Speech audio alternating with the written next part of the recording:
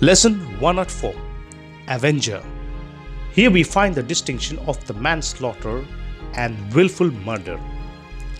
In willful murder, the blood avenger, the nearest kinsman, retaliates by taking the life of the murderer. The state gives the authority to the avenger, the settling of the case. Sites of refuge were provided in case of manslaughter, where the guilty party was safe from the avenger. Whoever strikes and curses father or mother shall be put to death. Then if a man died, his attacker would be guilty of manslaughter and would have had to flee to a city of refuge. It is not manslaughter if the sick man is able to walk, even if only with the aid of a cane, then there is only a money penalty. The law regards slaves differently from their masters. As long as the slave does not die on the day of his beating, the master goes unpunished.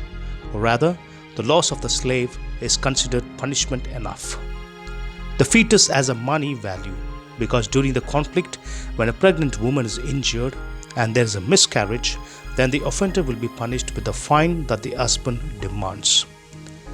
Then, similar to the code of Hammurabi, the laws are described. Law seems severe, but it mitigates blood vengeance. This vengeance is satisfied with something less than loss of life. Slaves are regarded differently from free Israelites because for them there is no law of retaliation. Just as in the code of Hammurabi, the upper class person pays money damages for injuring a commoner. The master's person is not touched, but at least the slave goes free. The owner is not held liable for his goring ox unless he knew the animal was dangerous and took no corrective steps. If the family of the person killed by the ox agreed, the culpable owner could pay a fine. The same rule is applied to minors but not to slaves, and the owner must pay to the slave's owner 30 shekels of silver and the ox is stoned to death. Then, if an animal dies falling into the pit which was not covered by the concerned person, then the concerned person must pay the ransom. Life lessons. In this part of the law, God creates a mindset wherein the people have to give value for the life of the humans as well as animals.